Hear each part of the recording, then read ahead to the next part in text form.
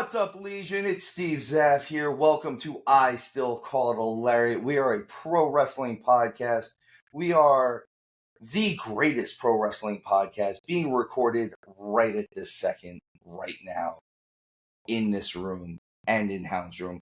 Joining me this week, as always, is my giant, my Fezzik, Hound. How you doing today? We apologize for the technical difficulties. He is once again joining us from the void, not the noise.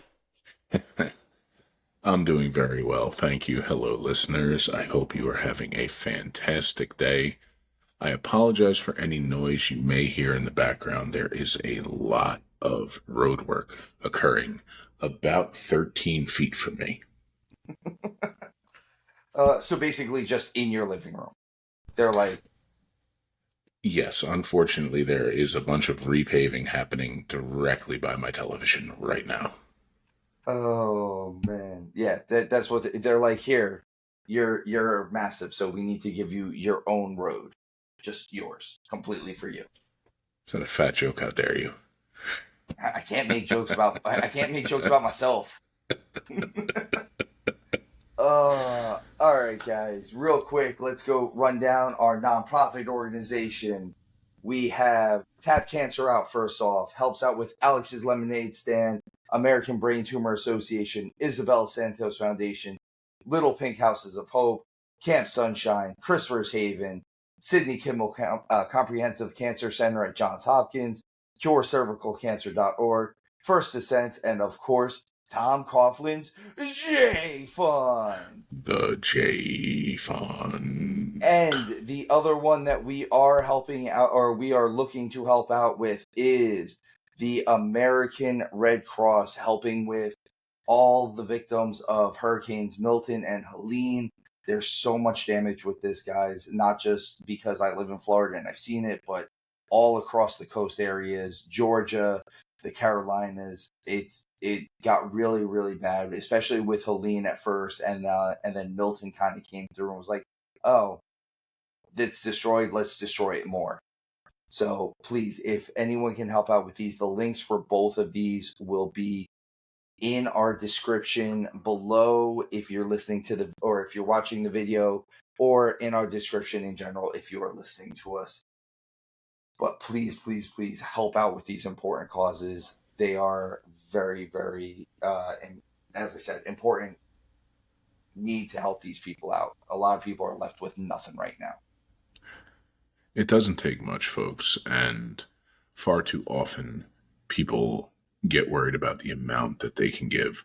I tell you, $1, $2, whatever it is, to something like this is enormous to help those who are affected, because I promise you, whether it's knowing somebody who was affected by cancer or knowing somebody who's been displaced by an act of God, for lack of a better way to describe it, it's very important to remember that we're all human and this could happen to any of us. So if you can help, anything is greatly appreciated.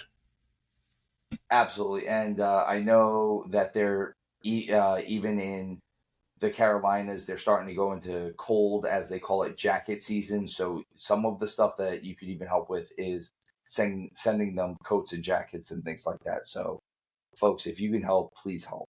But with that said, let's get down to some wrestling, if you will. I heard a vicious rumor that that's what we're here to do. I heard something about that. I think that's what we're doing. We're supposed to talk wrestling and wrestling related news in general. I don't know. Wrestling adjacent. We're wrestling adjacent. I like it. So unfortunately, the first thing we got to start off with is a little bit more bad news. Luchasaurus was recently found by his significant other unconscious. He suffered from double pneumonia. It sounds, again, I haven't researched too much into it, but it sounds like he is now in at least stable condition. But this is something that could possibly end the career of someone with a lot of potential and someone who's very, very involved in a lot of key storylines in AEW right now. So as always, we always wish the best for everyone and hopefully a speedy recovery that has this gentleman return to the ring as soon as possible. And even outside of the wrestling business, just him as a human, I've never heard anything other than he's aces from people who've been around him in the back, that he is just a wonderful human to be around. So thoughts and prayers and hopes and all positivity to anyone who knows him personally. We're pulling for you, man. Beat this thing. You're a giant, and we look forward to seeing you back. I mean, we do love our giants at this podcast. We love a big man in the ring. So, like you said, we're pulling for you. Come back soon. Please be healthy. All those things. On a happier note, we have a new wrestling movie that should be debuting soon.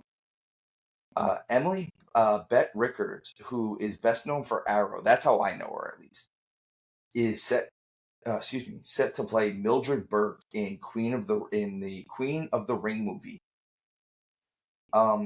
It looks like there's a lot of stars in this movie too. A lot of people with a lot of names being thrown around as far as classic wrestlers.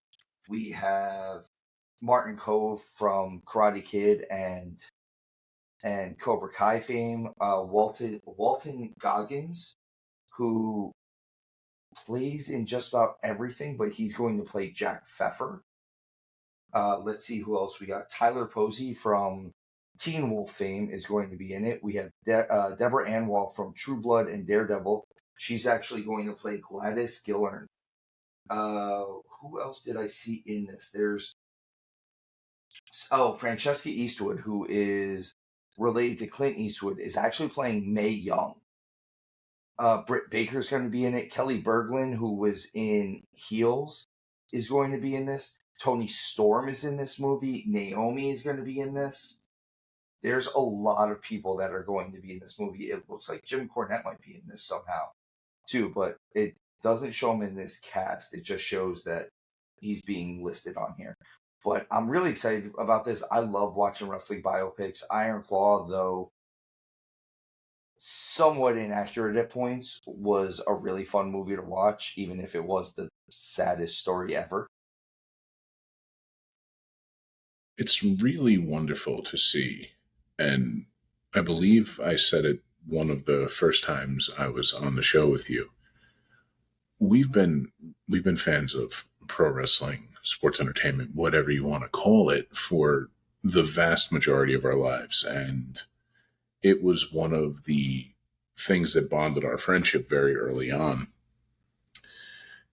And I remember saying, it's cool to be a wrestling fan again, because I remember being in high school and walking around with, an NWO t-shirt and what have you, and a DX t-shirt, and kind of being made fun of for it. And now it's really wonderful to see, and to see that it's going to be branching out into other forms of media.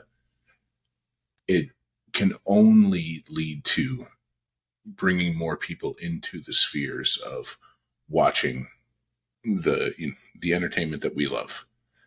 And I look forward to seeing what that could do, because with the change in it being just regular athletes coming along now and transitioning into being performers and everything else, I think we're going to see a lot of folks bridging that gap. Heck, Logan Paul is a perfect example of it, of bridging entertainment to that. And he just happens to be an absolute freak athlete on top of it. So I hate how good he is. Right? I really do. God bless him. Kid's incredible at what he does. I'm looking forward to seeing where that's going to lead. Like the payoff for, let's say, 5-10 years down the road, I think is going to be epic, and I'm here for it. Well, and I'm happy with some of these wrestling biopics too, because for the longest time as wrestling fans, like the movies we were stuck with watching outside of, say, The Princess Bride, that we knew a wrestler was in, or like things that wrestlers were in, mostly like Terry Funk and stuff. Like if we were looking for movies for wrestling, we were stuck with No Holds Barred, Body Slam, and Paradise Alley, which I'm not necessarily bashing Paradise Alley or Body Slam, but Body Slam's kind of a comedy. Paradise Alley it was unfortunately made. It was made by Stallone before he did Rocky, and it didn't quite click just yet. And, well, no holds barred. I will let everyone reserve their own judgment for no holds barred. There's one other one. Is it Ready to Rumble? David Ready to Arquette. Rumble was a little later, and I love No Holds Barred. It's okay to kind of peel back the curtain on me a little bit. I love movies that are so bad they're wonderful, and No Holds Barred makes that list. It is so wonderful. It is so bad, but it's so wonderful. So terrible. It's such a terrible movie. My brothers and I would watch that, and the scene where Hulk Hogan beats up the dudes in the parking lot, and he grabs him. He's like, "What's that smell?" And the guy going, "Dookie." We would laugh for hours when we were kids. Oh man! But I mean, Ready to Rumble. Sal Bandini, want to wrestle? I haven't watched that in a while. I think I'm going to watch that this week. I'll tell you what, man. Ready to Rumble has one of the best lines in it, if you want to take any type of advice in life, was when Sal Bandini is lying in the hospital bed and he tells him to go attack your opponent's strengths. And you have Scott Kahn's character going, no, I think he means attack his weaknesses. No, go attack his strengths. Live life, attack right up the middle. That's how living is done. And it's one of those where, yeah, like it kind of it gives you a little flutter down in the stomach when he says it. I love it. But let's get down to the promotions that we do actually pay attention to on this episode, on the Me and Hound episode. First off, we have NXT coming to you from the CW again. This is the second week on the CW. They're coming from the Factory in St. Louis.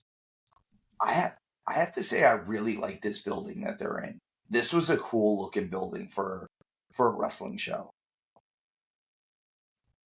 Yeah, I'd never seen that arena before. It fits the whole NXT vibe. It really does. And so I'm a big fan of the show Heels, and it has that vibe of, if you've seen Heels, the Duffy Dome as they call it, and like it has that like second level where it's almost like a standing room, only second level, and it felt like that. And I was like, this is a really cool building. I really like it. It had, like you said, it has that NXT vibe to it. Maybe this isn't the best way I would describe it, but if you had to, because NXT is under the WWE umbrella, the place where they were just filming out in St. Louis, it had the underground feel, and NXT would still be the underground of the three. So I hope that as they're doing more shows in more places, they really do a lot of location scouting, because they've got something going on there, and I'm a big fan of what's happening right now. I love the look of this building. You know what it kind of felt like too? How you said the underground? It had a feel of like an old territory. Yeah, there you go. It had that old territory feel. Like I felt like you could have seen this on, like, it felt like an armory. It felt like old championship wrestling from Florida. And I love that. I dig that. I really do. But like an updated version, which is really cool how they just did everything with this. So the show opened, we get Trick Williams in-ring promo. It's interrupted by Wes Lee, and then all of it is interrupted by main event Jey Uso. Now, what is said between Trick Williams and Wes Lee, unfortunately, is kind of overshadowed by the fact that we get a whoop that trick yeet chant off. But I really like the back and forth between Trick Williams and Wes Lee. And it very much felt like, even though Trick is I don't know, 40 feet taller and 3 million pounds heavier than Wesley, that they're on the same level. Like, it didn't feel like Wesley was a cruiserweight. It just felt like he's a guy that's gonna gun for this title, and he might have a shot at getting it. So we often talk about the folks and the difference in size, and it's something that we lean into, especially discussing other shows. NXT has kind of always blurred those lines because everybody has kind of been in and around the same size since they've come in. You have the outliers, like Trick Williams is, I want to say he's 6'5". I think he's a solid 6'3", 6'4", or something like that. He's a big dude. He's a football player. He's the next Philadelphia Eagle. And if you think about it, think about the dudes who were, air quotes, big there. Karrion Kross. He was bigger than the rest of the competition, but everybody else same size. Kevin Owens, while being the same height, he was a bigger man. And Samoa Joe. Those are the three that really stand out to me in that time. Keith Lee. Keith Lee. Good Lord, yeah. Completely forgot he was there. NXT Keith Lee was otherworldly. And Dijak too, yeah. When he first came in, when they were having that series of matches, those guys were doing stuff big men hadn't been doing since like Mike Awesome. The Keith Lee and Dijak thing, I love the chemistry they had, and this is for anybody listening who delves a little bit deeper and goes the indie route. If you want to see some incredible stuff, look for the Keith Lee and Dijak series in PWG. Even if you can only catch the highlights, you'll be floored. Unbelievable. Granted, the highlights make it look, it really is just the highlights. It's the highest points of the match, the craziest moments. But the fact that their matches weren't just high spot, even though men at that size shouldn't be able to do a match with a work rate like that, the match told a story. And I really wish they would have leaned more into the two of them, because I think there was a huge miss on the WWE umbrella with both Keith Lee and Dijak. I think so too. I think the problem is by the time they were trying to do more with Dijak, I think he had gotten hurt or something like that, and like he wasn't doing as much of the athletic stuff that he had been doing before, which is upsetting because his stuff with Keith Lee was amazing. All of their stuff with Karrion Kross was amazing. And again, like, I get it. Work weight wrestlers, the smaller guys, the Dynamite Kids, at one point Chris Jericho's, the Eddie Guerreros, they're all phenomenal. I'm not taking anything away from them, but sometimes when you get to see the big bull go in there and do stuff that they shouldn't be doing, the Vaders of the world doing the moonsault, the Bam Bam Biglows, like, that's the stuff that's awe-inspiring. That's to use a Vince McMahon term, that's the airport guy. That's the guy who, when he walks through the airport, you might not know who he is, but he's somebody. Yeah, all of that is absolutely spot on. The only thing I worry about with the folks in NXT is, and I'm hoping NXT kind of becomes a thing where it's not just the feeder system. And I hope that they're trying to establish that, because, like, my fear for Trick Williams, like we've discussed, he's 100% main roster bound. He absolutely is. But I have a real fear he's not going to flourish on the main roster, despite the fact that he has every gift imaginable. I would love nothing more in the world than to be 1,000,000,000% wrong on that. I think, the only thing I don't like about Trick Williams is that he played for the Eagles. That's right. It. But I mean, he has two things that I love about him. One, he looks like a star.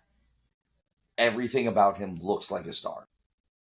And two, I like that he actually wears the title belt.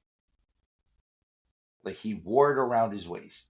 Not enough guys, or girls in this case, actually wear the title belt.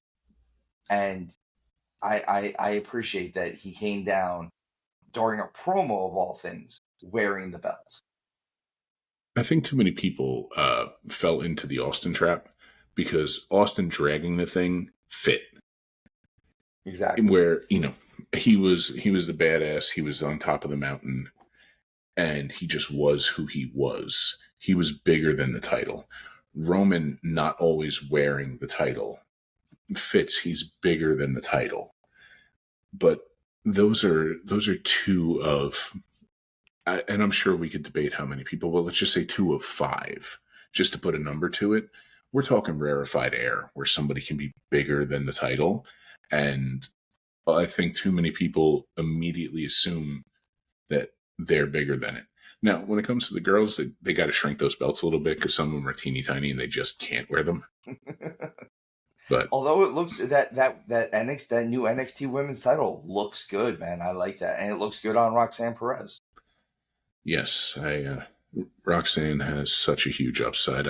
I can't wait for 3 to 5 years from now seeing what she's doing.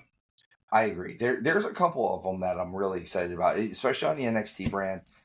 Trick, like you said, I hope they don't bring him up too soon. But honestly, if they give him another 6 months, like around the Mania time, I could see that being that.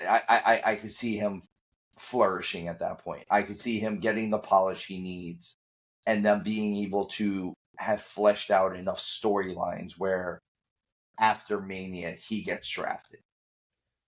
The only thing I really want to see from Trick Williams, and we discussed this in a prior episode where I was discussing how I thought Ethan Page was more main roster ready than Trick Williams, and we were talking about the difference between Trick Williams and Carmelo Hayes, and I was saying Trick is very weak on the microphone still.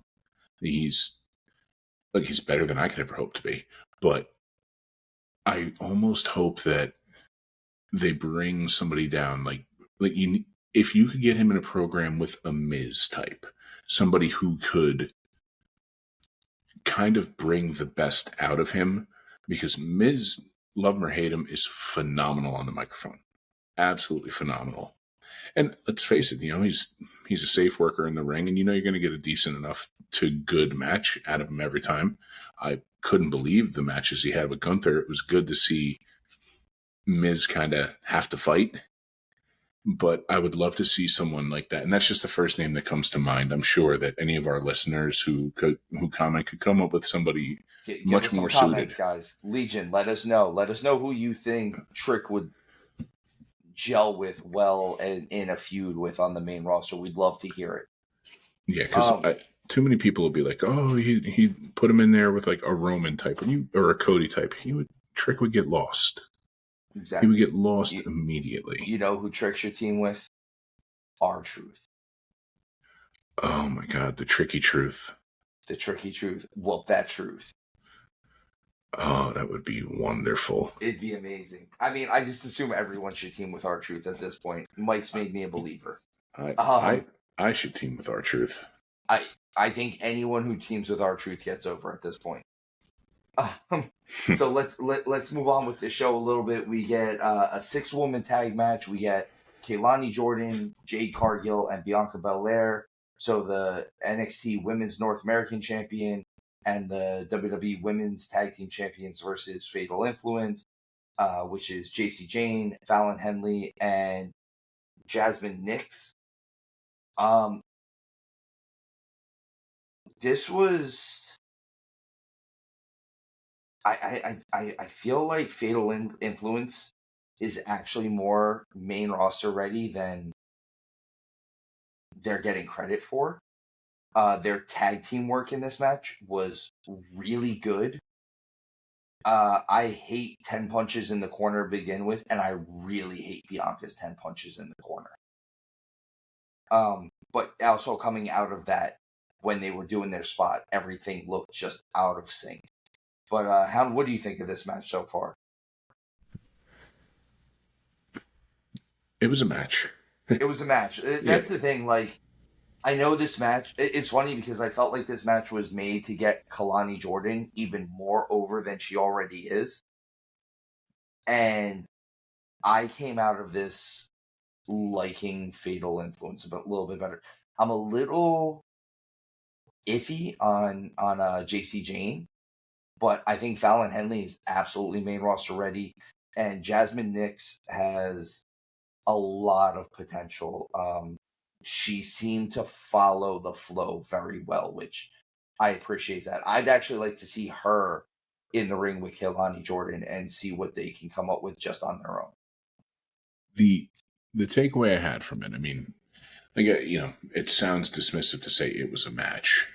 I mean, is it something to write home about? No, not really. But the ladies in Fatal Influence, it seemed that they understood the psychology of the match more than the ladies they were in there with. And I think that's something that's been sorely missing. And if we can kind of get a resurgence for the young folks into that, I think we will, because we just had a whole wrestling renaissance. And that doesn't mean we wouldn't have another one very quickly. There's so much potential and so much coming up that I think we're going to see more and more young talent leaning into stuff like this, because I hate to say it this way, it's going to become where we can find another one of you with the popularity spike in all of this. I mean, I completely agree with that. The one thing I hate bashing this person because I know the upside that she brings and the look that she brings. But Jade Cargill, I've said this a couple times, and I'm going to say this again. Her look, amazing. You can't teach that. And her star power is amazing, and you can't teach that. She has it. And I'm sure that just as many people want to see her fail and as they want to see her succeed. My worry is that Jade Cargill got into the game too late. And I don't want to say it like this, but the only way I could think of saying it is it's hard to teach an old dog new tricks. And even if you count in her time in AEW, the grand total of matches she had in AEW was like 35 in 3 years. She had 35 matches in 3 years.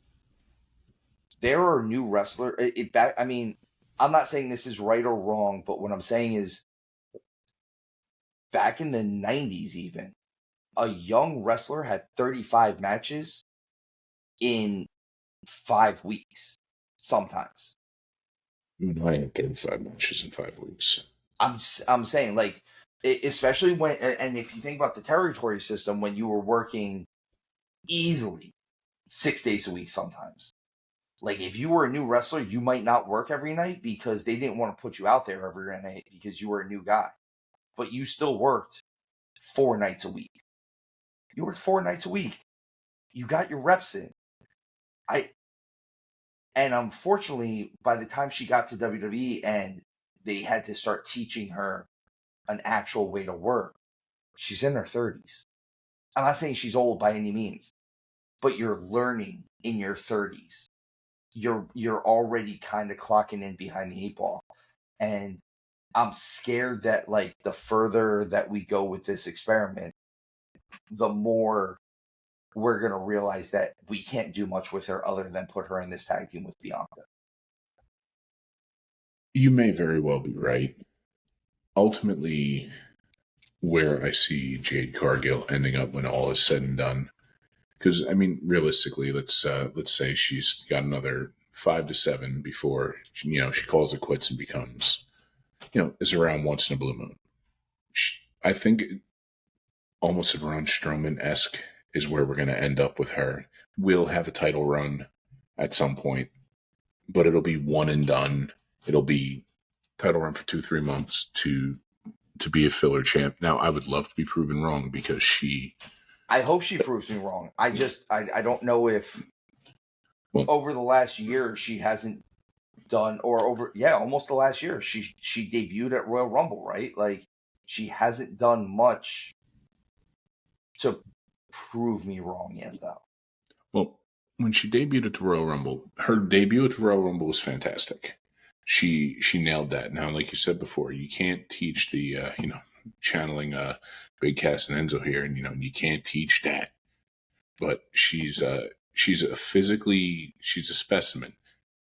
She actually knows how. She's not bad on the microphone. She really isn't. No, and she fits perfectly with Bianca on the microphone. That's the thing. It's actual in-ring work.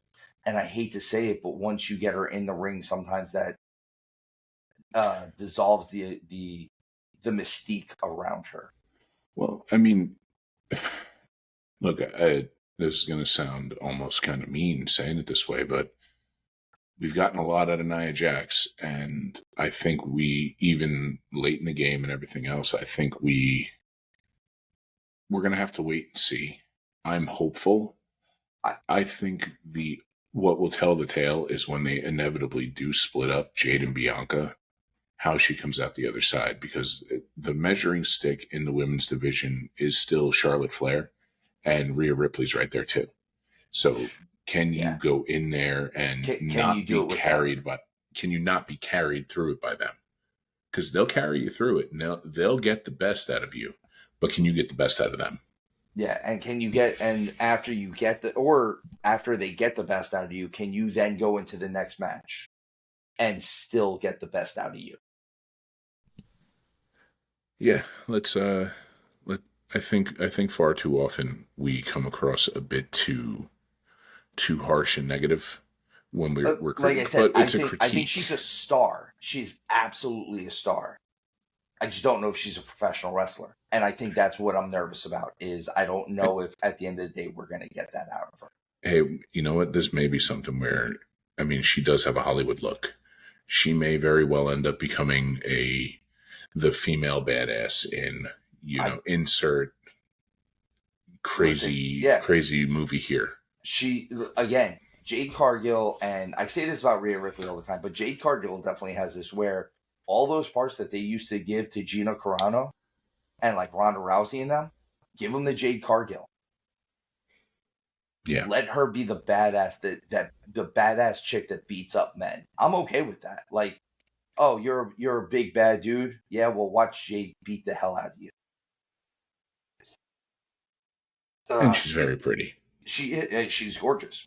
And speaking of badass pretty women, we get a Roxanne Perez in-ring promo where she is joined by her once again friend, Korra Jade. They're forever frenemies. I think they're female Owens and Zayn. I think here's the only thing. Cora's promo felt insincere. Like it's hard for me to buy what she's saying because I don't think she bought what she was saying. I don't know if that's just a me thing. Maybe it's just, I don't know. She kind of went right into the promo as soon as she got to the ring, and I thought she should have taken a second. I don't know. Something about the promo just when she started talking just didn't feel right. So I see what you're saying there, and my takeaway for it is this. And now I know I'm not 100% on this, but how many times has she been hurt in succession, and how much time has she missed? I think it's just a timing thing. We've said it reps. She's got some reps. We'll call it ring rust, and she does need more reps. So I'm hoping that the Performance Center becomes a place where all these folks that we're talking about, the Jade Cargills, the Korra Jades, all of it, if we're back to where you're only doing one house show a week or whatever, don't just sit on your ass at home. Go to the Performance Center and get in there with the trainers and have them call a match for you on the fly. Be in there with them and have them put you through over the course of a day. I mean, I know you and I have done this before at various training schools, and this is even right now, my goodness, we're both removed from the ring for a long time, but you could drop us in there and we could still cobble together 8 minutes. And doing stuff like that, I think we might need oxygen afterwards. Listen, I'm gonna need oxygen as soon as I walking down the damn freaking entranceway. But toss me out, I'm sucking wind. Yeah. Let's go home. We haven't even rang the bell yet. Let's go home. here's a little bit of my worry with Cora. And again, I realize I'm coming from a little bit of a negative spot this week, but it's kind of my job at this point. I need to I need to give you devil's advocate in this place.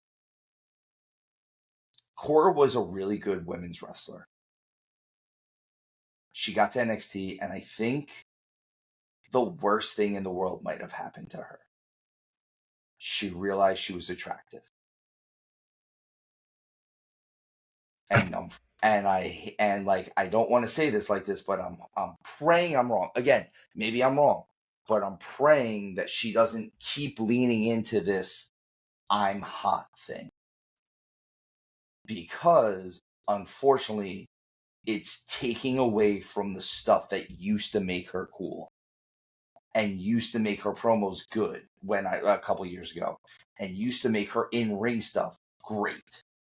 And I get it. You can't teach looks.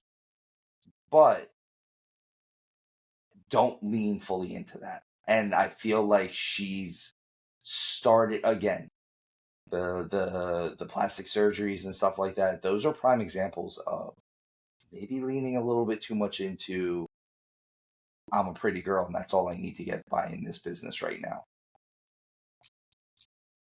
Well, I'm not really going to comment on that because I don't really know where to even begin with it. The only thing I will say is we don't know what's being told to Korra Jade in the back for this particular storyline.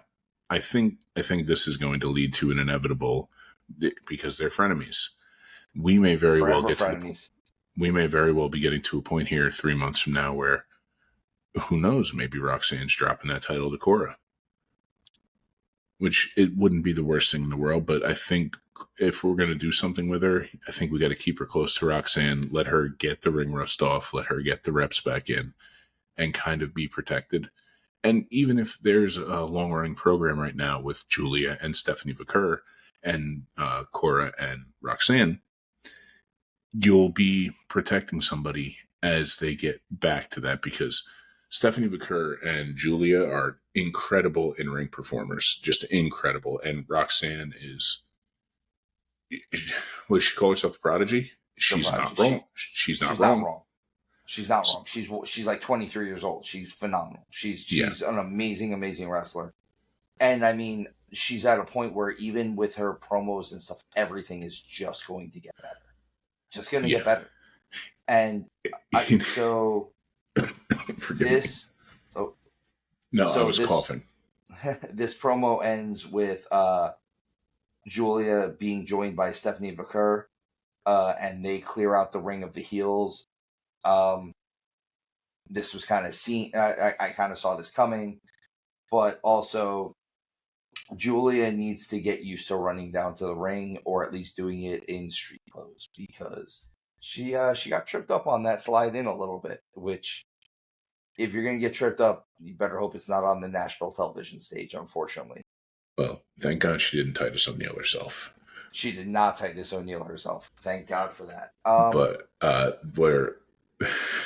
So the whole thing that I'm hoping that comes out of all of this is, look, Julia just spent, Julia's I think she's like 31, 32 years old, and think so. I think she's around that age. But she just spent basically her entire life in Japan, because I believe she's like half Italian, half Japanese. Yes, that I know for a fact she is. And so there is a language barrier, and there is a style barrier still. So she's exactly 30. She was born in London, but I believe she is, let me look at this, Japanese professional wrestler. She is born in London, Japanese mother and Italian father. She's just nailing most of the access powers there, huh? But Julia does not need time for her work. Julia needs time to learn the system. And kind of right now, if you're going to, and I didn't think about this until we were talking about all this, if you're going to, because Roxanne 100% is a star and is ready for the main roster. If you're going to I guess solidify the foundation to build upon. It's not the worst thing in the world to have Stephanie Vaquer, Julia, and Korra Jade all around Roxanne as her time with NXT draws to a close and her time with the main roster begins. So you could get, we could probably, I could see this going all the way to NXT's version of Mania, where everything here kind of culminates, but having such a solid anchor in Roxanne to kind of lead this entire story and pick up any slack and be the guiding light, if you will, for the other three women involved. I think you're kind of going to put rocket boots to the progress for all of them. I agree with that. And what's more is they say during this promo, and I agree with them, this might be, if it's not the deepest women's division in wrestling, it's definitely the best maintained women's division in wrestling right now. Like they make sure that they go out there and they push everybody at least a little bit. No one's just getting thrown into 10-person tag matches because they don't know what else to do with them. So I do appreciate that. But I mean, like you said, it'd be cool if they kind of had this whole thing going for months and months until Roxanne was ready to go to the main roster and then finally drops the belt to one of them. Or they all kind of, truthfully, at this point, all of them start trading the belt around at this point. Wouldn't even be the worst thing ever. I'm not a fan of when titles, especially top titles, hot potato, but this is, and again, NXT still isn't, it is its own thing, but it's still the feeder system. So and again, it may never turn into where, there's Raw, there's SmackDown, there's NXT. It may not ever be considered the third on that. But if it's ever going to, at least it's not now. So it is still the feeder system, and bringing Roxanne up this minute would do her no good. I agree. But letting things play out until Mania and seeing what Triple H is cooking up there, you could do that, and you can even have a feud kind of dissipate and come back together, and dissipate and come back together. I've mentioned it before, keeping things in each other's orbit. So Absolutely. We'll see what happens there, but there could be a real big payoff here if done right, and it would only benefit all of the women. Completely agree with everything that you're saying. Let's move on to a match that I didn't realize I was going to like as much as I did. And that's the North American title match between Tony D'Angelo and Oba Femi. Now, don't get me wrong. I love a good big man match. And this was that. This was a good big man match.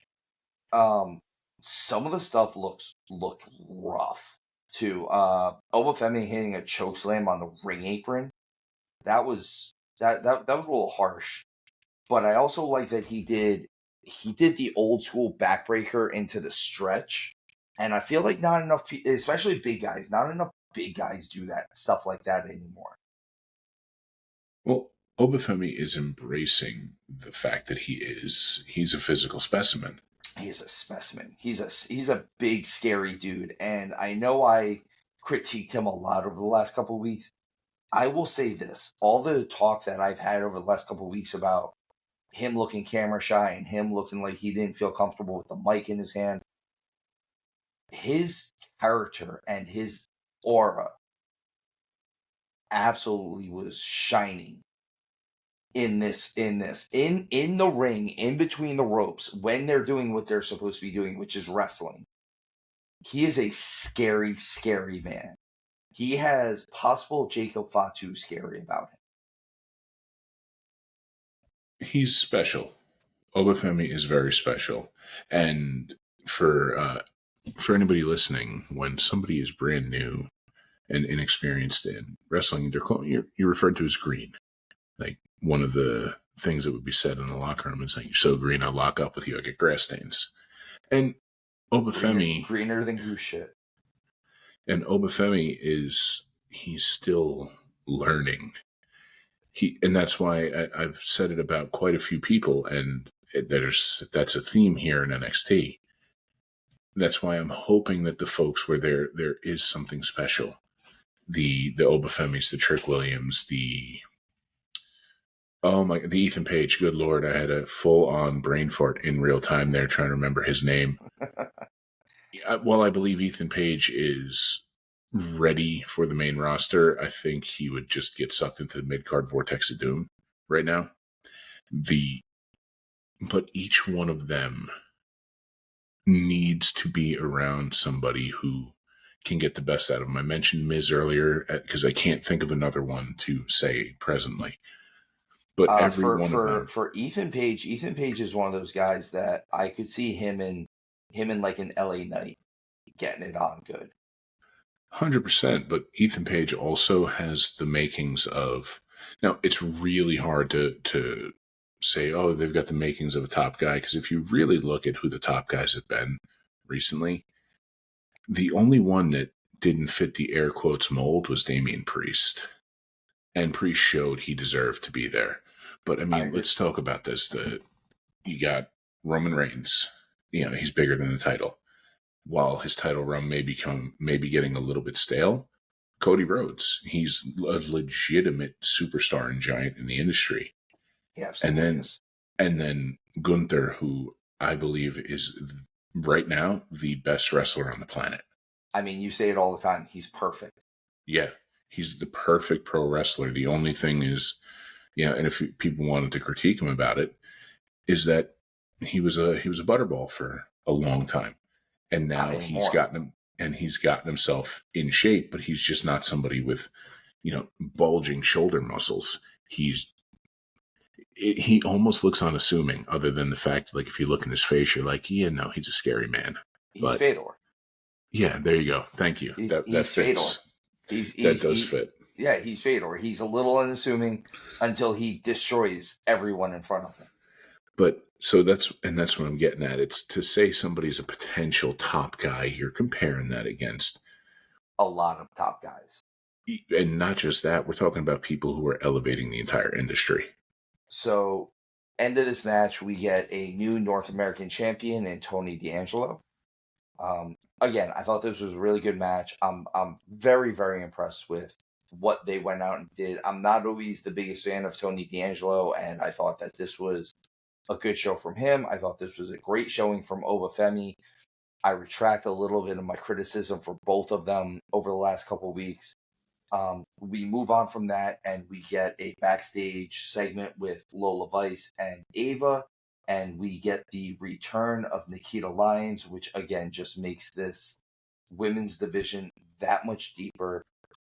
I'm hoping that this is a situation where, especially like Cora and Nikkita, who are coming back off injury, that they don't get injured again, because they've gotten injured a couple times in the last year.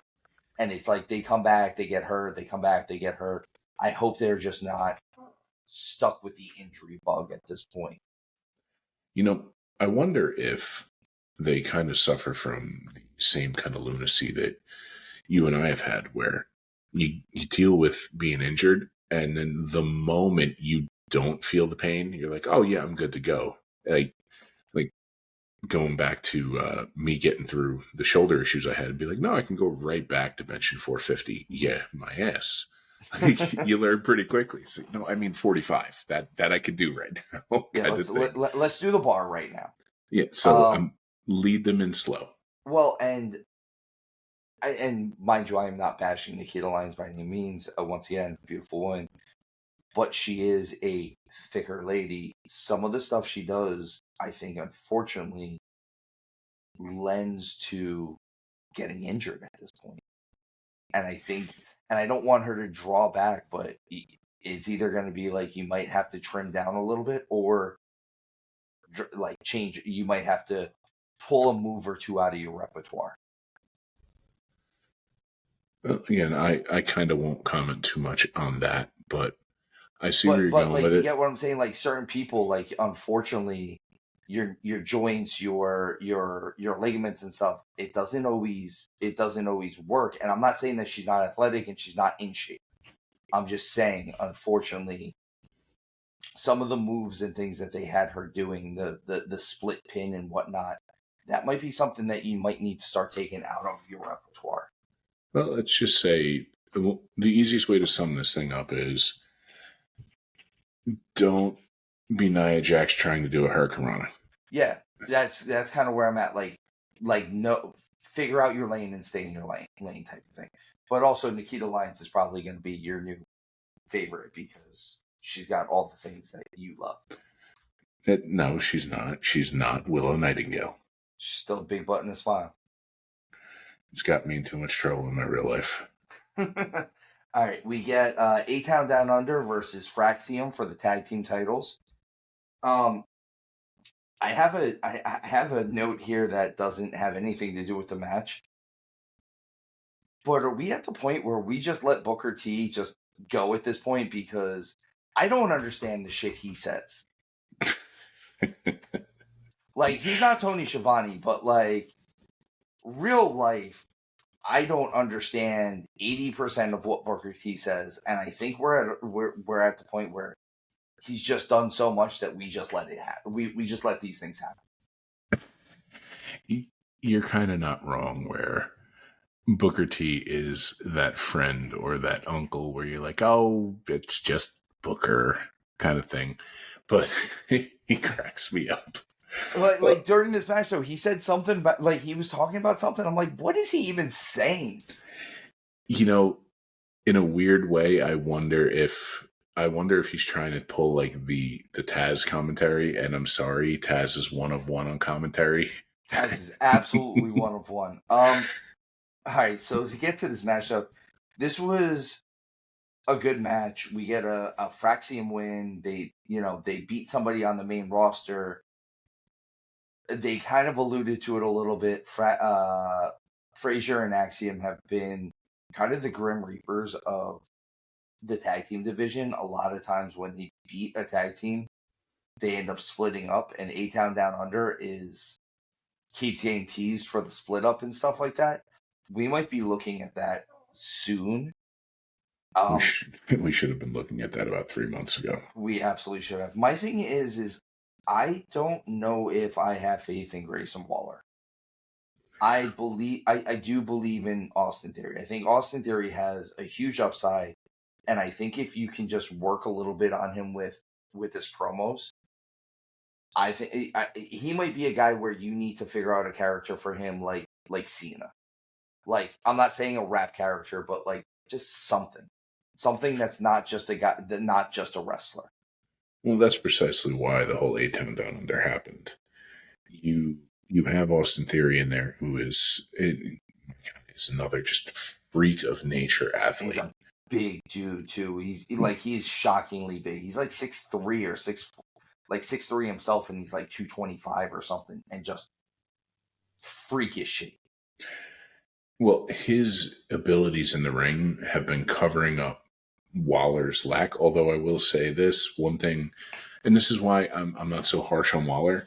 Before Edge left the WWE, he had that match with Grayson Waller, and he told him, we're gonna find out tonight if you're gonna sink or swim. And after Edge beat him, he's like, hey, you swam, and he wasn't wrong. Waller swam. But I don't disagree with that. I don't know. It's something about Waller. I don't know if he's got annoying heat so much. It's just he kind of makes me want to turn off my TV. Well, I can tell you precisely what it is. He's just not your cup of tea. And it might be that. It's more that than anything, because if you really look at A-Town Down Under, Grayson Waller covers up for Austin Theory's. So we'll call it his areas that need to be shored up on the mic, and Austin Theory shores up the areas in the ring that Grayson Waller needs. It's one of those things where stepping away from it and not looking at it in a vacuum and taking a broader picture look at it, the two of them are better than a lot of people give them credit for. I'll go along with that. Here's after you just said it, how you just said it, and you said this last week when we were doing the review or the preview. This is what just crystallized in my brain. If this was 1992, I'm just picking that area, that in between the attitude and in between the rock and wrestling area where you just had good wrestling for a while. Grayson Waller would be a manager. He would absolutely be a manager. He'd be a Heenan, man. He'd be a guy who could occasionally go in the ring and maybe perform a little bit, but he's a talker. He's a guy that he's Fuji, he's Heenan, he's any of those guys that used to be workers that like maybe shouldn't be workers anymore.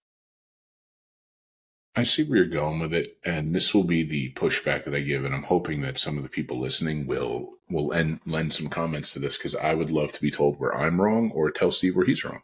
Yeah, either one, let us know what you guys think of him.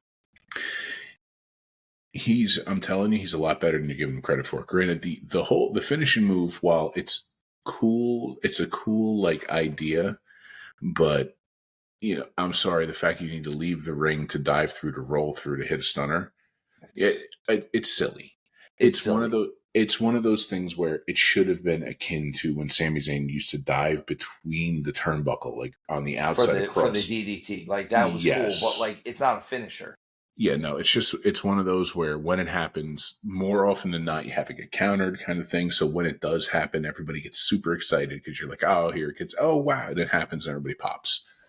So that's my only critique on him and the basketball shorts. But other than that, I do hate the basketball shorts as well. But I mean, like I said, I think he has character. And I think realistically, I think a lot of the critique for me is he comes off as a manager. He's not as a wrestler, unfortunately. Okay, I'm going to offer you this comparison right now, and I think you'll see it. He's the next generation of The Miz. Same thing. Miz didn't wrestle all the time, but I challenge you to tell me when you saw a Grayson Waller match that was like, ugh, God, I'm going to turn this off because it was just bad. It doesn't happen. And The Miz, for how long? He's somebody who he would go 3 months of just cutting a promo, doing this and doing backstage segments, and then go out there and have a little feud. And, it would be 50-50 booking for 6 weeks until eventually somebody else went over. And then all of a sudden there's, the 50th Intercontinental title reign. I think if you really take a step back and look, I think you'll see there's some credence to what I'm getting to there. I'm going to take a look a little closer at Grayson Waller just for you. I'm going to do it for you. Also, Legion, if you guys see something I don't, please let us know, because I do want to hear from you guys. If you think that one of our critiques or one of our opinions is incorrect, or you have a different opinion on it just in general, let us know. Like, comment on either our YouTube or spot on if you're listening to it through Spotify or Apple. Let us know, as always. But that takes us to Randy Orton versus Javon Evans in our main event. I like the start of this match where it was Orton taking the kid to school, so to speak, and he wasn't being a heel so much, but more of a, hey, I'm old enough to, I'm going to treat you like your daddy because I'm old enough to be your dad. He big brothered him at the beginning, is what it was. He big brothered him in the beginning. Like I said, he took the kid to school. My one critique, as always, I hate to say, but kid needs to eat a damn sandwich. I will say this about the match itself. I don't know if I'm saying his name wrong, Javon or Javion.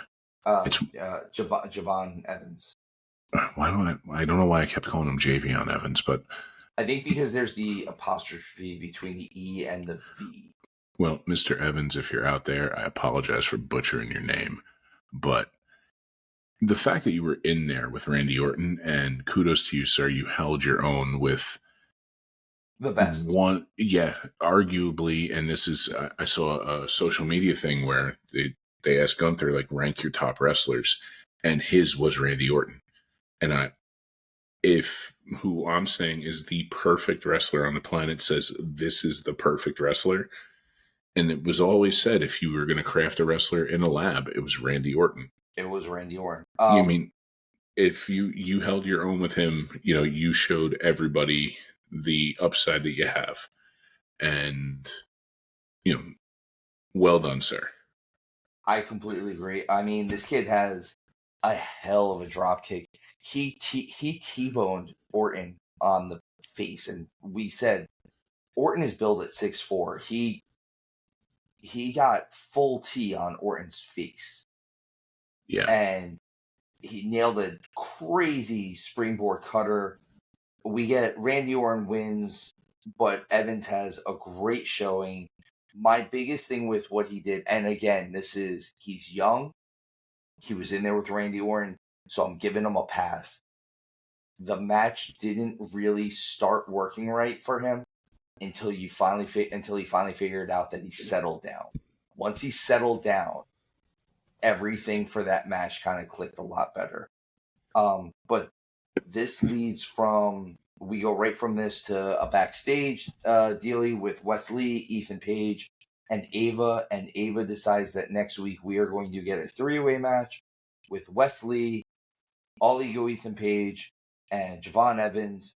And it is a number 1 contender for Trick Williams' NXT title. I'm looking forward to that match. That is going to be, I think that has potential to be a really, really good match. And again, another chance for Evans to shine. So I want to touch on just one last little thing you said about Javon Evans and the Orton match. Yes, there 100% was he had to settle down. Like, it would have happened dude. It would happen to both you or I if we were in there with Orton. Anybody, and that's why I'm not like I'm not. He was starstruck for a moment. Yeah, well, and it's kind of like your first match at that point. Yeah, you got in there with someone who was so far leaps and bounds ahead of you at that point, and it's kind of like your first day of wrestling school. You have dancy feet. You're not totally sure about everything. That lasted for all of 2 minutes. And then he settled in and I think honestly, once they put him in the corner and like you said, big brothered him a little bit, he came back around and I was really impressed with what he did. Yeah, the moment for just a brief time was starting to dwarf him. And then I believe Randy Orton, because his style is so methodical, that by the time he was in the corner and he's hit with the various European uppercuts and forearm shivers and stuff, he remembered, he's like, oh, I've done this before. I can do this. And oftentimes you do just need a swift kick in the ass to be reminded that you can do this. I completely agree. But, folks, that was NXT this week. I thought it was a really good second episode on the CW. We had a lot of good matches. We had a lot of furthering storylines. I think that NXT is taking a lot of cues from what TNA does as far as building the wrestling show. And I do appreciate and love that. But let's move on to AEW. AEW this week only had one show that we're covering, and that's Dynamite. This was their go-home Dynamite before the Wrestle Dream, the dreaming of wrestling. So it opens up with a Jon Moxley promo again. I do like the road that Moxley is taking with his promos, the menacing, the almost the sound of his confusion in his voice is like I don't want to do this. He has the Lex Luthor thing. I don't want to do this. I have to do this. I'm the only person that's going to do this. So I've mentioned before that like Moxley was never my cup of tea kind of thing back from the time of Dean Ambrose and all this, because and these promos have kind of turned the corner for me for a little bit with Moxley. And this is why to me, everything about his character always came off as like, he was like if we were out at a bar he's the guy that when you walked in, even if you didn't know him, you're like, you know what, I'm not going to test that guy. Like, and that was the character. Like, I understand that that's a gross simplification of what his character is supposed to be, but to kind of just put it in a small package. And I never believed he was that guy because I spent so many years working in nightclubs and bars and everything, and everybody who walked in a damn tap out shirt thought they were an MMA fighter. And if I had $1 for every person who I carried out by the seat of their pants, who, was telling me just how tough they were, I was getting the same thing from Moxley, where I just didn't believe that he was a badass. Now, yeah, no, I believe the guy's a badass. Like, okay, the I don't even character. know I don't even know if it's a badass, but he's like a maniacal genius at this point is what I'm getting off of him more. It's he's instituting a plot to destroy the world because he thinks that that's the best thing for the world.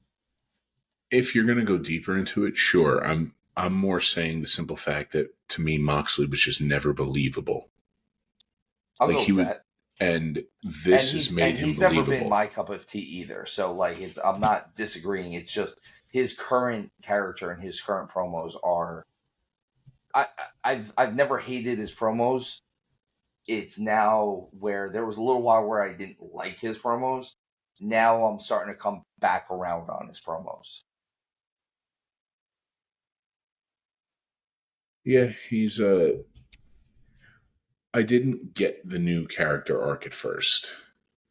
And still don't quite get it, but it's because I don't know where it's going yet. I think we're a couple months away from kind of having the man behind the curtain moment, and when that happens, the payoff, if you will, and if done right, they may have struck gold here because they've got something that is genuinely interesting. And the thing that I guess the best way to put it, his promos, like the first one where I mentioned where we talked about where I thought it was the best cinematic shot that AEW had ever done. Moxley made me feel uncomfortable. And that's a good thing. You should be getting that. Exactly. And they've got something there, and I hope they stick the landing with this because they do have something brewing. So we go right from that. We get a little bit of a Bryan Danielson promo. I don't even know what he said because I don't know about anyone else, but the sound quality of what they used was terrible. Then we get another new commentator because now we've got Jeff Jarrett on commentary. I don't know how many commentators they have nowadays. For the record, Tony Schiavone is still the worst ever. Fucking ever. Tony Schiavone is terrible. I'm not going to get off of that. Every week you will hear how Tony Schiavone is the worst. Because we actually got an F-bomb out of you for that one too. He's terrible, man. Like everything about him, he either makes stupid noises or stupid points. God, I can't wait for Taz to feel better from his knee surgery and him to come back. Sorry. Don't lose sleep over it, man. It's too late. Stupid Tony Schiavone. So we get Darby Allin and Brody King with an in-ring angle here. This is going to lead up to their match at Wrestle Dream. Brody King, as we said last week, accepted the open challenge. I want Darby to stop talking about the Indies. You're not on the Indies anymore, and you haven't been on the Indies in 5 years. It's done. And I hate to say it, but like, the fans don't care. Or if they do care, it's because they're the fans that are looking at this like, oh, this is great. We have a multi-million-dollar indie show. No. The fans that you're bringing on don't care what you guys talked about 5 years on an indie show. Don't talk about it like it was the indies. Talk about it like we used to have conversations riding up and down the road about this. Because they don't care that 7 years ago you were in a high school gym. I see where you're going with that, and I agree. it's a lot of times I'm noticing that the miscue happens oftentimes just with a little bit of wording. I think that might be what it is. It's a little bit of wording, and I don't know. This whole idea that Darby's the face of the company and like that he keeps saying it, it sounds very heel. And he doesn't I don't know, like everybody's still cheering him, but like him constantly saying it like that, and like even like again, I was more impressed with Brody King during this promo or this segment than I was with Darby Allin. And I think it was because like Brody King finally said it. You keep telling us how you don't take this for granted, but you're gonna go try to climb Mount Everest again and possibly die. The biggest takeaway I had from this whole thing is Brody King has been horribly mishandled. He's another one where I tell you that he's something special. He is. It doesn't make sense that a man that size can move that fast. He has a look. Granted, the essential full body sleeve tattoo that he had lends to the menacing look, but he has just a menacing look. He has a menacing aura. The guy can go. You can drop him in a match with Darby Allin, he's going to make it work, and you could drop him in a match with a Braun Strowman type, and he'll make it work. He just has been horribly mishandled. The entire House of Black has been horribly mishandled. Because those are three where it's like, how are they not at the top of the card all the time? Yeah, I mean, my gosh, just if you're not going to do something with them, at least let Buddy Matthews and Aleister Black, or whatever his name is at this point, Malachi Black, just let them go back to having their matches. Well, just let them have a program with each other and have everybody's jaws hit the floor again. Because their matches are phenomenal. I agree. Brody King, I'll say this, who he reminds me of, and I realize that I'm going on a stretch a little bit, and maybe it's just because he does the sound effect that everyone gets into. He kind of gives me Moose vibes. Like, he's so big and he's so menacing, but he's also so athletic. Like, he kind of gives me those, like, the old school Moose vibes. Oh, I see what you're saying, and I'll go one step back, if you will. He's a modern Bam Bam. He's a modern Bam Bam and Vader mixed. Yes, I'll totally go along with that. But I really like Brody King. I like the House of Black in general. Yeah. Moving on from that, we get a quick backstage segment with Jake the Snake Roberts, Lance Archer, and Don Callis, where they talk about a talent exchange. We'll find out more about that in a second. That's the only reason why I'm bringing it up. We get Hologram versus Commander in the next match. It's I have written here, I don't know if the term is it's a little bit too lucha for me. It feels too choreographed. And like it was a good lucha match. And I just don't know. I don't know if it's maybe Hologram's mask or just the way they were trying to work. But it seemed like everything was a second off. And I think they could have, like, it seemed like, again, choreographed, telegraphed. You could see what they were about to do before they were about to do it. So I guess the simplest way to put it would be, it was a Lucha Underground match. I don't even know if it was a Lucha Underground match. I think it was just, you know what? It was old Sin Cara is what it felt like. It felt like if they didn't take that extra second, everything would have gotten screwed up. And I hate to say it like that, but it very much, like I said, it was an okay match. And I don't want to say that it was too lucha, because I've watched some lucha matches where I really like them. It just felt very, very, very choreographed. And that's precisely what I'm saying. It was a Lucha Underground match. Take away the ultra violence aspect of that, and anybody who's listening, if you've never checked that out, if you can find the old episodes of it, it's a good time. It's a good watch. I think there's like 3 seasons of Lucha Underground, but it's a good time, and you get to see some incredible athletic stuff, and then some stuff that's going to make you wince. and some really, really bad like soap opera storylines, which are amazing, Really, including amazing. Luchasaurus at the time. I forget what he was called, being beheaded. I think I remember that. And then, You like, do remember that? I have them written here too because they both do the poison Rana, which I hate. I don't even know if I like the It's the poison new Rana. super kick. Yeah, because like everyone knows sells it, and both of them looked really bad and rushed, which is funny because the end of this match you get Roosh, not Rush, Drolistico, and the Beast Mortis, which it was actually a little annoying because they kept referring to him by his old name, the Black Mortis or whatever it is, instead of the Beast Mortis. They had come out, they attack everyone, and you realize that was it Lij, right? That's Lig. I forget what it is. It's Lij. Lij.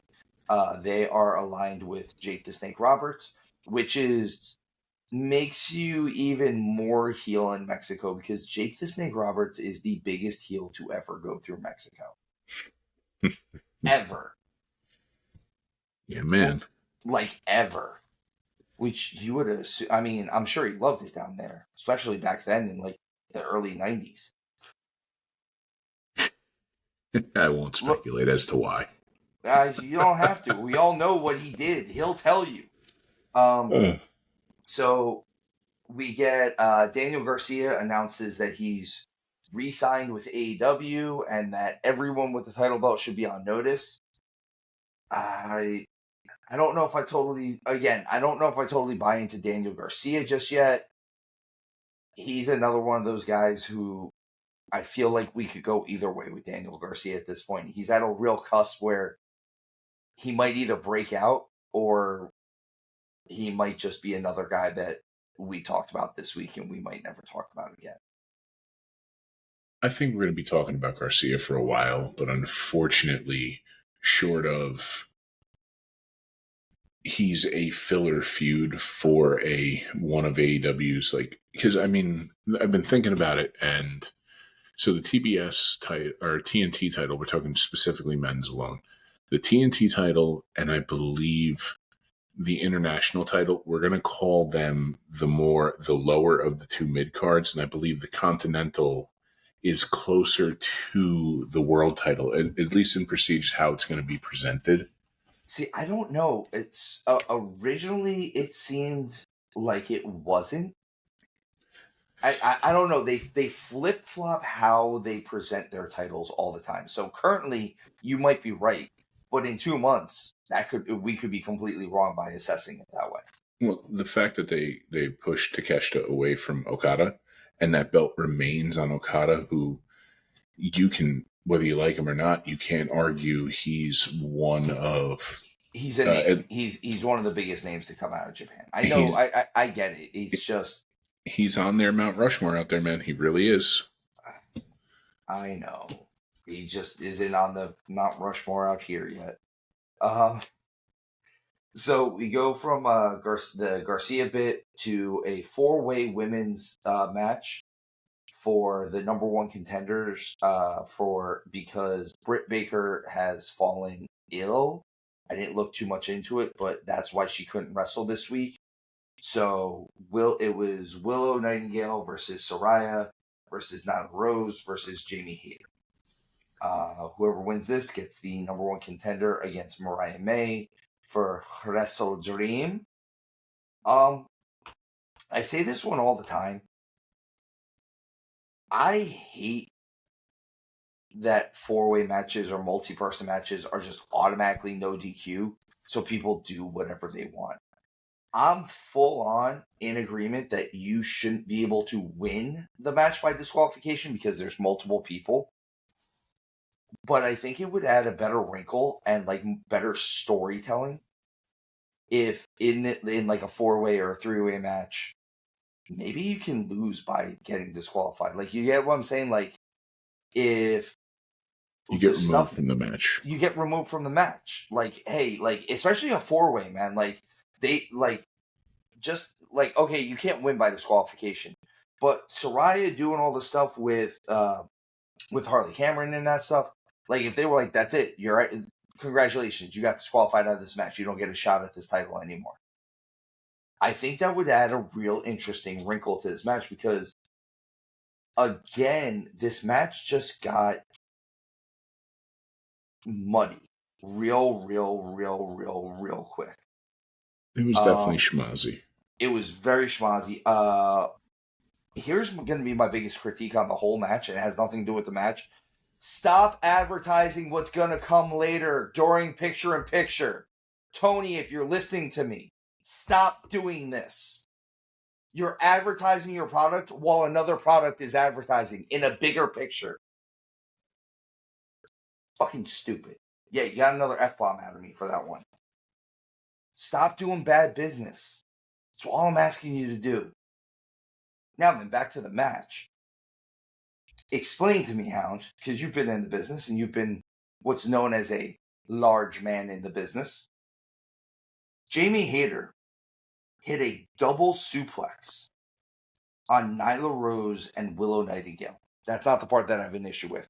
You want to build Jamie Hayter as a powerhouse, I'm all for it. Like, that's cool. Like, she deserves that spot if that's what you want. But then she hits Saraya with a chair shot, and Saraya sells it. So, as a what commentary do you want from a larger human with that? Are you talking about here's the no sell? I'll tell you how I'd handle it. So, here's my thing. I don't care that she double suplexed by herself Nyla Rose and Willow Nightingale. You want to build her as a powerhouse like that? Cool. That's actually a perfect way to do it. My issue is directly after that, she hit Saraya with 3 chair shots, and Saraya basically no-sold all of them. Well, that's on Saraya. It's completely on Saraya, and like, what the hell? Okay, well, that's in a moment where you again, gotta... this match was a schmoz. I like the people that are in it normally, and everything that Saraya's been doing lately has been silly stupid indie stuff. All right, so here I will say this: the Jamie Hayter double suplex thing. If you want to make that more impactful and it still gets it across where it looks more believable and less schmozzy, you have her reverse that and she DDTs the two at the same time. That right there makes it more believable. Everything else. Now, you know as well as I do, let's just say, for example, and for the listeners, let's say, Steve, you and I were in a program and I hit you with 3 chair shots and you no-sold. What would happen when we got back to the locker room? You punch me. Dead straight in the face. Right in the jaw. I've watched you punch people in the face too. In ShopRite. That's never happened once. But what I'm saying is that's on Saraya. You kind of almost can't. I hate the fact that's the thing is I'm not blaming Jamie for this, but it's just another part of this match that got, like we said, schmozzy. It was just. It's one of those. It's one of those things where. Think about it, and we'll talk for looking at another sport. So if you're a quarterback and you throw a perfect pass and it hits your receiver in the hands, and for anybody listening, I'm a Giants fan, so very often I would see old Giants receivers when Eli Manning threw a pass in their hands, it would hit them in the hands, and they'd go, "No, you random defender on the Cowboys, you have it," and just like it's that moment where it's. Like, you got to be kidding me right now. Hopefully, I think Saraya's in-ring time is done, and I think she just hasn't let it go. I agree with that. I do want to say this. Did you notice that Nyla Rose did the Hurricane Rana that Nia Jax was trying to do during Bad Blood? There was a little bit of trolling. A little bit. But this match in general was ugly. We get Willow winning at the end of this, which was kind of a given. We knew we were going to get her. Actually, the post-match interaction with Willow and Mariah was actually better than the entirety of the match was. Which then gives us Jay White's return squash match. It was just that. It was Jay White beating the hell out of some kid. and a quick promo by him afterwards, which leads into we get a double title match. Mercedes Monet, who is the TBS and NJPW Strong Women's Championship, against Emi Sakura. I like Emi. I do. I know her well. She's a good lady. She's a very nice lady. This match was good. I will say this: I never like machine gun chops. It doesn't matter who does them, and I'm saying that, and Emmy was the one doing them. I just don't like machine gun chops usually. It was a match. It was a match. So the two of them did well. They did well. Like I said, they didn't do anything silly, and I appreciate that. The match went the way I expected to go, with Mercedes winning, and this set up a further storyline between Mercedes Monet and Chris Statlander. Which, when did Statlander become a babyface? Again, I'm going to lean back into something I've said before. Sometimes it's just because wrestling. Because the last time we talked about Statlander very extensively, she was doing the split on the thumbtacks. Yeah, that one made me wince a little. I was like, that is not pleasant. That is not how you make babies. So we get immediately out of that, we get Will Ospreay and Don Callis face off, and Ospreay is asking if Callis sent Takeshita out, and we get the truth of the matter, which is he did. We get a lot of teases with the screwdriver in this. We get a Ricochet save out of this. Everything that's going on with this just makes me like Takeshita more. I don't know if I like the angle. I don't think I like the screwdriver, but I love Takeshita, and I continue to love Takeshita. By the way, folks, anyone wondering, we will be releasing our Wrestle Dream review this week as well. But for right now, we are just covering this Dynamite that is leading into it. So there was something that I thought that the whole segment pushed forward the narrative, and it did its job. It did it well. But there was a line that Don Callis said in there, and I'm glad that it was said, because I feel like it was something subtle that a lot of people would miss. But it 100% pushes this forward. And when he said to Will Ospreay, I already had a best in the world, and I threw him away for you. And he's hinting at Omega, and I'm wondering if that was the first subtle hint at the potential soon return of the One-Winged Angel. I don't know if it's the soon return. I've heard he's back to training a little bit. And again, anyone who has ever dealt with or knows of people that have diverticulitis, first of all, it's a constant battle. Secondly, it is painful. So I don't know how quickly he's coming back. I have not always been the biggest Kenny Omega supporter, but that does not mean that I want him to have a life-threatening illness or something in the ways of that. I do hope he comes back. I think if you let him finally kind of speak the truth a little bit too, I think his promo style would be a lot better, because when he was talking about stuff on his like Twitch streams and stuff like that, his promos were a lot better. Well, his talking on that version of it was a lot better.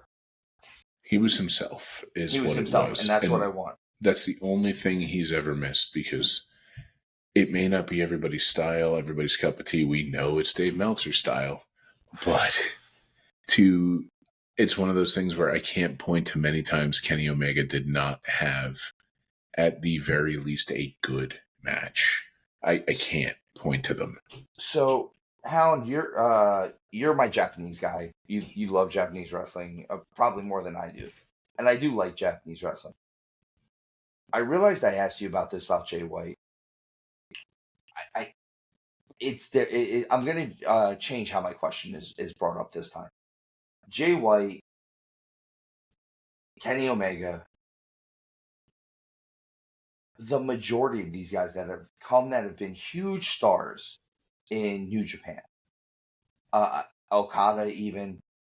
What is it that I don't know? It feels like their presentation in AEW even is different than their presentation in New Japan. Where I've watched Kenny Omega matches in New Japan, I've watched Ospreay matches in New Japan, and Ospreay's kind of the exception to the rule. He's gotten over in spite of everything, but Okada, Omega, Jay White, a lot of these guys that have come in from New Japan that were huge stars. And I've watched their stuff over there and they felt like huge stars. When they got here, it just doesn't feel like it's clicking on the same level. I realize how good Omega is. I'm not taking that away from him. I realize how good Ospreay is, and I realize how good Jay White and Okada are. I'm not questioning their ability.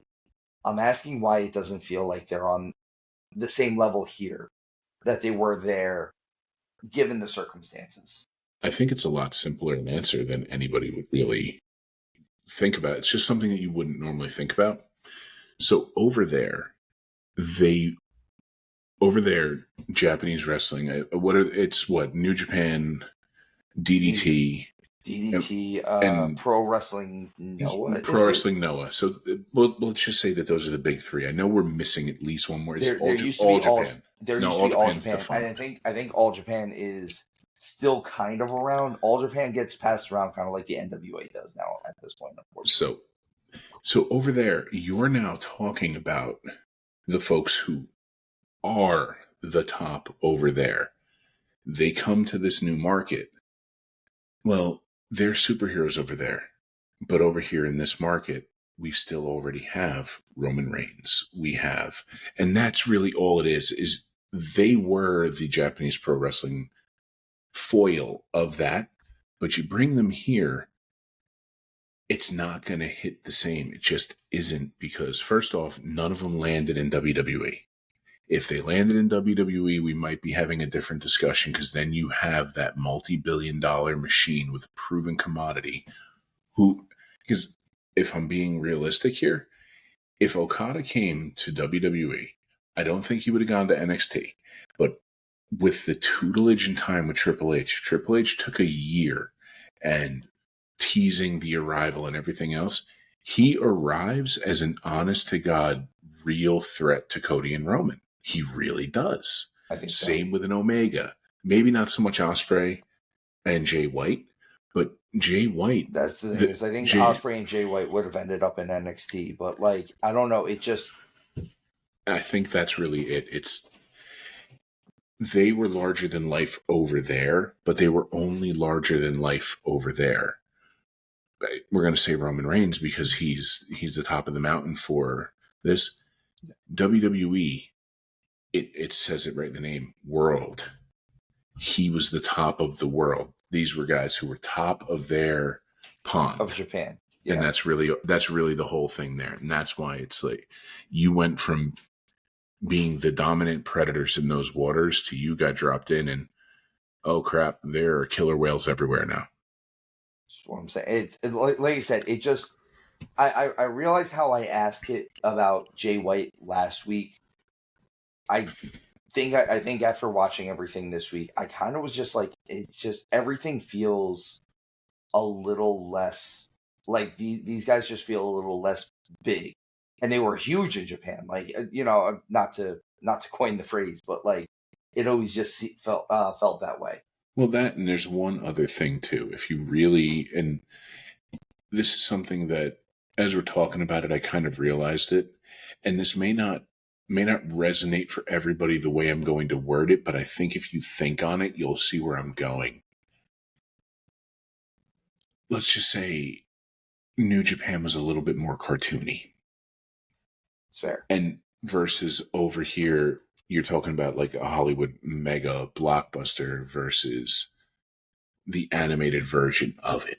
And that's not like, an anime reference or anything like that, because we're talking Japanese wrestling. It's just we really are talking levels to the game. And not that those guys can't go, because, I mean, if Kenny Omega wasn't hurt, you could drop him in the ring with Roman Reigns, and I promise you, we would be talking about one of the most incredible matches ever. And you could drop them in that match with an hour to prepare. And that's how incredible those two are. But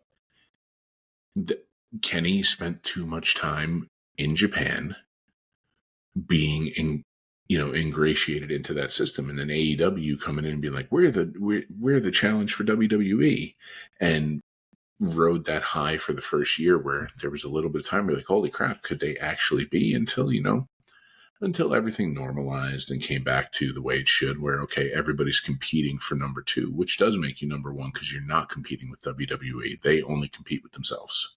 I agree with that. All right. Well, let's move on to the main event of the evening. We get Bryan Danielson and Wheeler Yuta versus Pac and Claudio. I mean, this match was kind of what I thought it was going to be.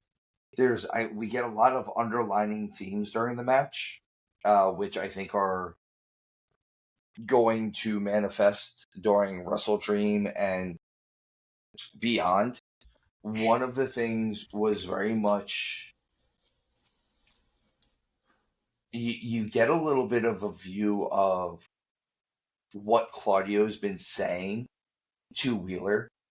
Kind of comes out during this match is what did Bryan ever do for you? What did Bryan ever do for you? And when like they're kind of beating out of Wheeler Yuta at the end, like, yeah, Danielson comes in and clears the ring, but he doesn't actually go and check on Wheeler Yuta. He starts a yes chant instead. It seems silly, but it's one of those underlying things that I could see develop further down the road. That's something where could very easily be missed by the average viewer.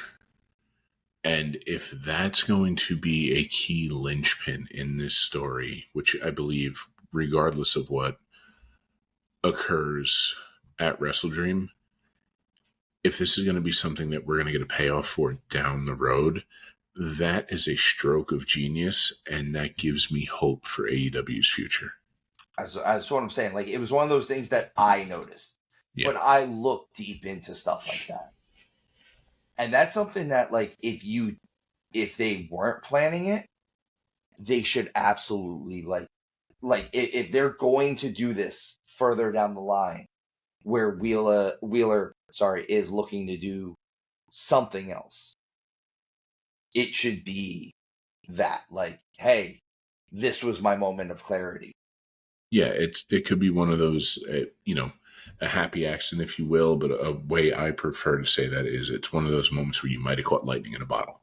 Exactly, and I think it really, really does a great job here. Like you said, there's a lot of underlying themes during this match in general, but it kind of went around the way that I thought it would, with them kind of just ending it off with some type of schmaz and a huge brawl, and that was it. And then that's kind of what we get for AEW leading into Wrestle Dream. But that's kind of our episode today. Realistically, that we get everything back to normal next week. Again, this was Title Tuesday for Dynamite, and it was okay. It was, I think they could have done more with this to really build up the fight against NXT, but they were also going against NXT in St. Louis with Randy Orton. It's a hard fight to have. Yeah, if we're gonna let her grade the two, I would give Dynamite C plus B minus, and I was gonna go with C, and I'd go a solid B plus for NXT at this point. Yeah, like I think B NXT plus. Still could have done better, but like I think quite an A. B plus. Yeah. So if A is 90 and above, we're talking that landed at an 88.2. Yeah, I could definitely see that. I could see if there was just something. I don't know. I think NXT was just missing one little thing to really get it on the the other side of things. But Legion, as always, thank you for joining us. We love you. Hound, say goodbye to the people.